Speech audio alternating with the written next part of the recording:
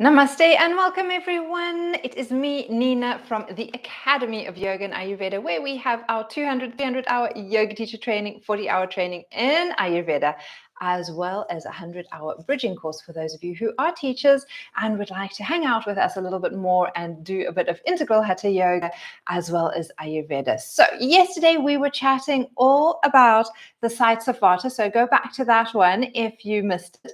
Today, we're going to be chatting about Prana Vayu and exactly what this is, what this means, how this is going to impact you. I am with my trusty friend, Dr. Vasant Lad again, and we're going to be delving into what this means for you and how you can utilize this in your personal life as well as in your yoga class. So let's get straight to it.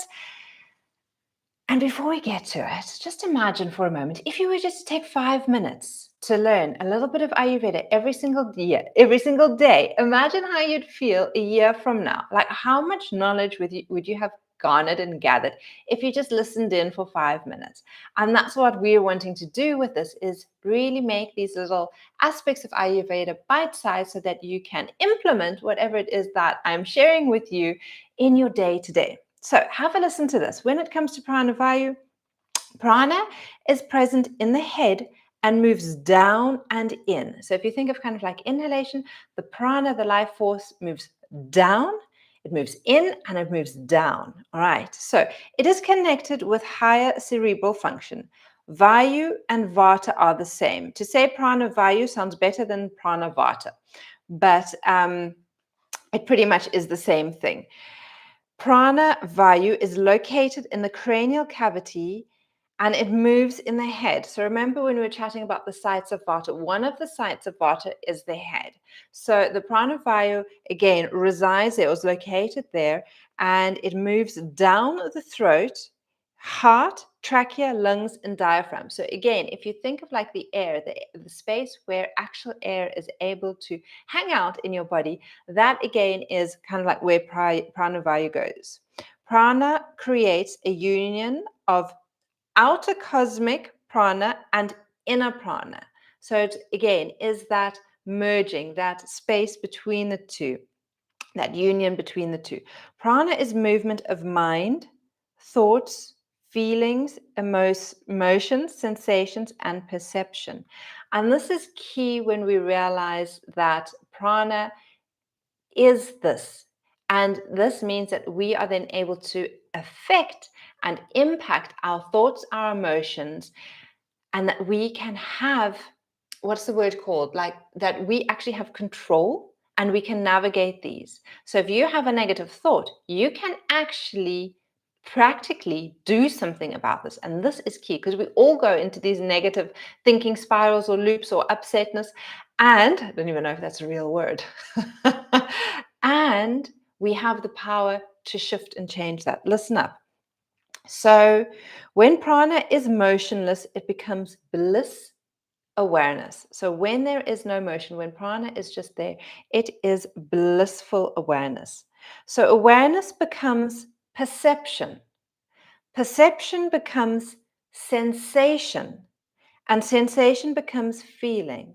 So if you think about it, if you're just sitting here and there's prana, okay, now all of a sudden there is perception. So maybe you can like feel the air in your skin. That is then moved into sensation. And that then becomes a feeling. Is that a nice feeling or is that an unwanted feeling? All right. Then thoughts arise and feelings become emotions. And that feeling then, is this nice or not nice, becomes an emotion. This is the natural order. So realizing again that there is this idea of awareness that moves to perception. Perception becomes sensation. Sensation becomes feeling. And then thoughts arise from those feelings and they become emotions. So motionless prana is pure awareness. The moment prana moves in a particular direction, awareness becomes attention. So if the prana moves in a specific way, like creating a bit of wind, moving down, that becomes attention, and attention becomes perception. Through perception, Prana creates sensation through which one senses the object of perception. Then sensation becomes feelings, and feelings create emotion. Therefore, emotion is the reaction to the flow of prana, and all emotions come from memory. So again, that is key. That means that we are able to impact and take control of our emotions. Okay, last little part that I'm going to read. Indra means sensation, sense organs, and chitta means mind. The feelings, emotions, and awareness are all part of mind. Prana moves the mind, and prana becomes mind. If one controls prana, one can control the mind. Mind is a flow of thought, as a river is a flow of water. If thought is clear, the river is clear. If water is dirty, muddy, or polluted, the river is polluted. If water is abundant, the river is flooded and swollen. If water is diminished, the river is narrow.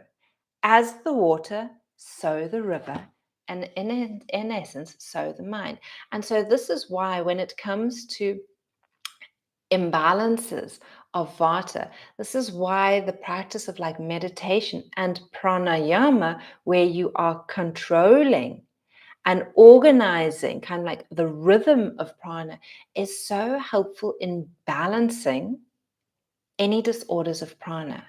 And this is why it is key at the end of your yoga practice to have a pranayama practice. Why, when we start our yoga class, we start with a grounding and getting that rhythm, that breath rhythm, to slow down and to be steady. Why? So that all that fluctuations, all that busyness is settling. And this little passage explains that so beautifully, so perfectly, as to why meditation or just concentration doesn't have to be like the state of meditation, and doing pranayama are essential, especially if you have issues with kind of like the mind and there's too much fluctuations and there are too many concerns or worries or emotions arising. So the next time you feel super emotional or something has happened and it has taken you out of your balanced state, maybe go and sit on your mat, grab a meditation app or a breathing app and follow a breathing practice that helps to regulate your brain function or your brain state. And as soon as you do that, I promise you, you'll probably feel that things start to settle. And that will then allow you to shift into that positive frame of mind.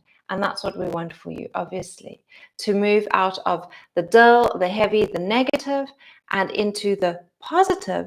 It doesn't mean that whatever has happened, that the situation that we're what's the word that I'm looking for? You can let me know in the comments.